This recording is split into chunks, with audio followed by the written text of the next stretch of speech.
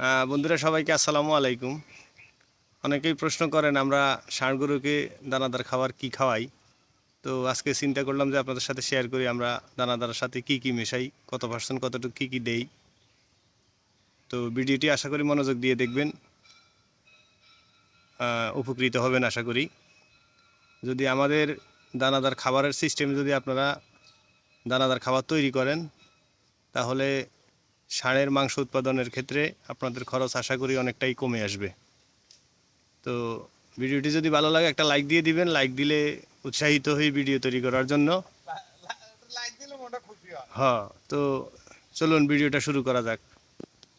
দেন প্রথমে আমরা 40 কেজি কুড়া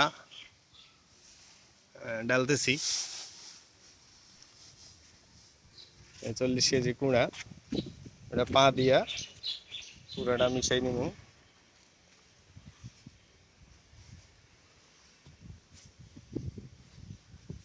ওরা কবনে জোর আমাকে পাগল হচ্ছি।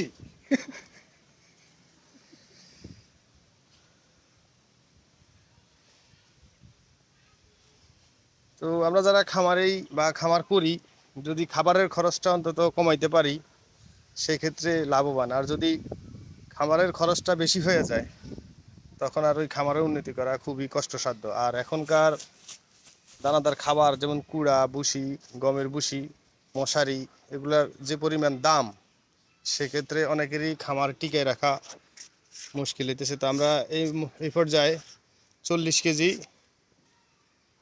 40 কেজি ধানের গুঁড়া দিলাম না, ধানের গুঁড়া মানে কুড়া কুড়া ধানের কুড়া। তো এখন আমরা এটার সাথে মিশাবো 70 কেজি ভুট্টার গুঁড়া, মানে ভাঙানো। আমরা আস্ত ভুট্টা কিনে রাখি সিজনের সময়, পরে সারা বছরই আমরা ওই ভুট্টা নিজেরাই মিল থেকে ভাঙাইয়া তারপরে ফ্রেশ ভুট্টা ব্যবহার করি। এই যে দেখেন ভুট্টাটা কতটা ফ্রেশ। ফ্রেশ খাবার খাওয়াবেন, যতটুকু আশা করবেন সেটাই পাবেন। তো এই পর্যায়ে আমরা ভুট্টাটাকে মেলে নিচ্ছি। এখন আমরা মিশাবো হচ্ছে মশারির ভুসি 1 বস্তা, মানে 35 কেজি। তো এই মশারি ভুসি আর কুড়াটাই আমরা আলাদা এই বাইরে থেকে কিনে আনি। আর অন্য যা আছে সেগুলো আমরা আমাদের নিজস্ব ভাবে দেই, যেমন কি খোল আমরা সরিষার তেল বিক্রি করি দেই। আর সরিষার খোলটাকে আমরা আমাদের গরুকে খাওয়াই, একদম ফ্রেশ খোল। আর একদম ফ্রেশ খাঁটি সরিষার তেল বিক্রি করি আমরা। তো কারো লাগলে জানাতে পারেন, কমেন্টে জানাবেন, আশা করি আমরা যোগাযোগ করব। এখন এটার সাথে মিশানো হবে 5 কেজি লবণ। লবণ অনেকেই সাদা পানিতে দেয়, এরপরে দানাদার খাবার দেয়, কিন্তু আমরা ওই লবণটা একসাথে মিশিয়ে নিই। আর এটার সাথে আরও বাড়তি উপকরণ হচ্ছে ডিসিপি 3 থেকে 3.5 কেজি, ওটাও আমরা দানাদার খাবার সাথে মিশিয়ে দিব।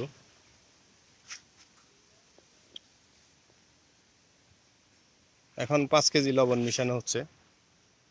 তো আমরা সাধারণত আমাদের গরুকে গমের ভুসি খাওয়াই না, কারণ গমের ভুসির যে পরিমাণ দাম, সেক্ষেত্রে খামার টিকে রাখা খুবই কষ্ট।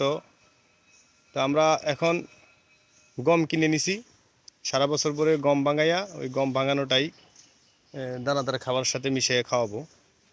গমের ভুসির পরিবর্তে গম ভাঙা, ওটা কোনো সমস্যা নাই। আপনার মান ভালো থাকলে যতটুক আশা করবেন ততটুকুই ফল পাবেন। ভুসি আর গমের ক্ষেত্রে কোনো পার্থক্য নাই। তো আমাদের লবণ মিশানো শেষ। এখন কি দিবেন? হ্যাঁ, আরও 40 কেজি কুড়া মিশানো হবে। তো এই পর্যায়ে আমাদের আরও 40 কেজি কুড়া মিশানো হইতেছে।